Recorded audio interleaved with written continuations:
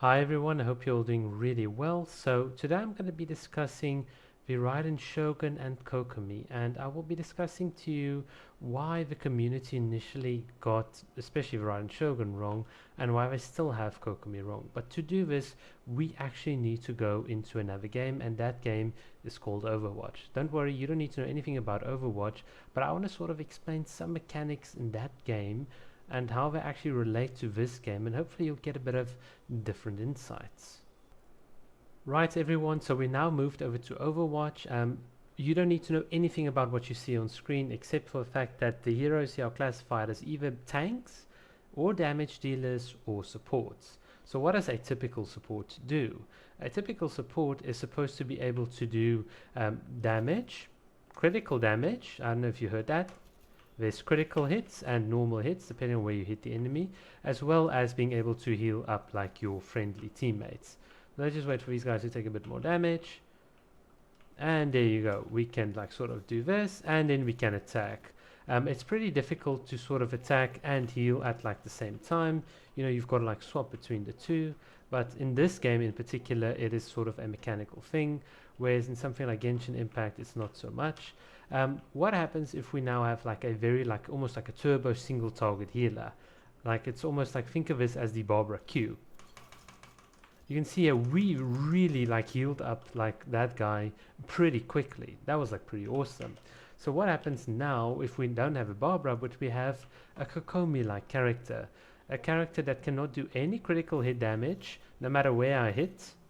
No critical hit, so this doesn't look that impressive compared to the other guy I showed you.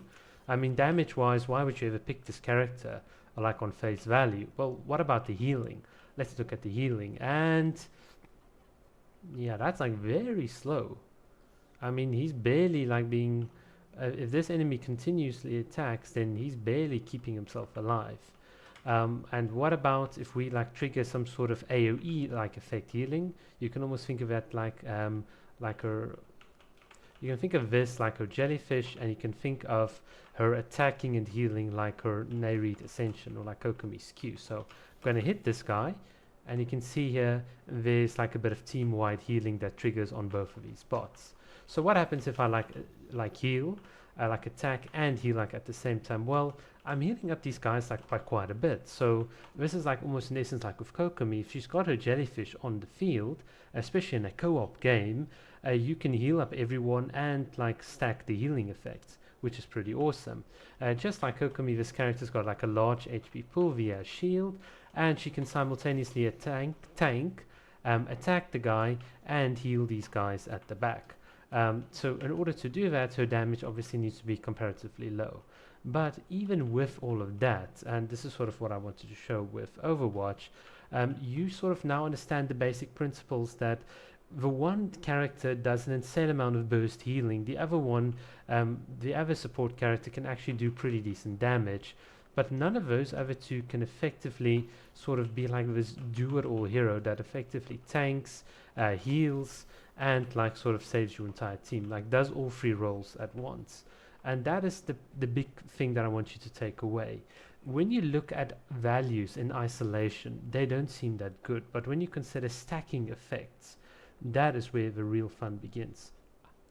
Alright everyone, back from Overwatch. So hopefully you saw the similarities between Kokomi and Brigitte, a healer, a damage dealer, and a sort of like general tanker as well. The big thing that a lot of people don't get is that Kokomi's jellyfish healing can effectively stack with her Q healing, and that is very strong, especially in like a co-op team sort of environment.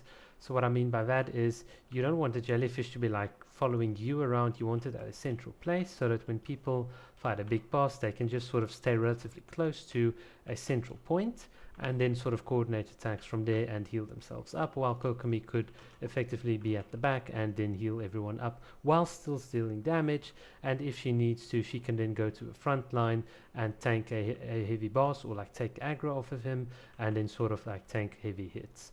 The versatility of her kit, if you look at it on face value, like someone put in the comment section, doesn't seem to do a lot. And it's the same with like the Brigitte I showed you. On face value, the character seems like terrible compared to the other options, but like in Overwatch, the majority of the player base don't play like Brigitte, but like in Grandmaster and top 500, we play her because she is really that good because of all the functionalities that she's got. I'm not saying that Kokomi is as fundamentally broken, but a lot of the similar MOBA aspects and designs sort of carry over. I think Kokomi is actually a pretty balanced character in that regard. And you might say, well, I don't care about co-op, I don't care about stacking healing, all I want is damage. Well, you don't want Kokomi to do too much damage, and you don't want it to crit. And I saw a free-to-play video here, and I'll link it below, where someone is hitting 40k, free-to-play, pure free-to-play. Not even properly leveled talents. I don't think his talents are like beyond 8. He's doing 40k per charge attack in a wide AOE. So he's done with his Kokomi. If he's hitting 3 guys here, 120k damage output at total. Imagine this critting to 100k. Kokomi would absolutely be busted, and that's just on a free-to-play level. If you've got whale supports and having this character crit, she would be practically the best character because she would be able to do everything: tank, heal, and deal out a ridiculous amounts of damage. So obviously you've got to scale that back. Let us sort of do a similar thing. I'm just going to use level 20 Xiangling, just not to try and distort the results, but imagine I had a properly built Xiangling as well in this team comp. My sucrose is also meh. I don't know which buff we're going to take. Let's take the buff that is going to be the most innocuous. Let's do this. And let's just sort of replicate, just see what we can do in terms of a charge attack. I'm just going to sweep these guys off their feet and then just press Q. And let's go back to sucrose, and then let's trigger the sort of little cute butterfly. And now let's do a Kokomi charge attack. And that is like 35k. That's like quite a lot. I mean, look at that. And that is like one elemental burst cycle. And I mean, I haven't even sort of attacked. I'm sure if I like attacked more aggressively, we could have gotten that guy out as well. So what you now see is, and you saw my damage wasn't even like that big compared to like a free-to-play here that did 41k. I did like 35k. But with a literally with a level 20 Xiangling, with a, where's my sucrose? With a sucrose that is not even like fully built or fully like maxed out in terms of her talents, we almost like one cycled through our rotations that like entire mob of enemies doing that amount of damage. That is insane. If we could crit right there and then, we would be able to take out probably like both sets of enemies at the same time. So now you understand why this character can't crit, and because she would be absolutely busted. But yeah, hopefully you guys sort of, I wanted to draw those parallels. And now I want to talk about the Raiden Shogun. The Raiden Shogun, when she came out, a lot of people were like, you know what, for a universal battery, she is pretty terrible. She's supposed to be the energy recharge queen. She only restores 12.5 like energy. She's pretty bad. This is what a lot of YouTubers said, and this is where I sort of thought that you know, they're getting it all wrong again. And just like what I told you about Kokomi and like Brigitte and all the heals and stuff stacking, the Raiden Shogun, when she's in her ultimate, she gives everyone a baseline of energy recharge, and then while she attacks the enemy, she generates electroparticles. And especially if you've got lots of mobs, she generates like a normal, like just like ordinary elemental particles as well. So her base like energy recharge stacks as well with the additional value she's getting from pressing her Q and damaging the enemy. So it's that stacking effect that a lot of people didn't take into account in the beginning.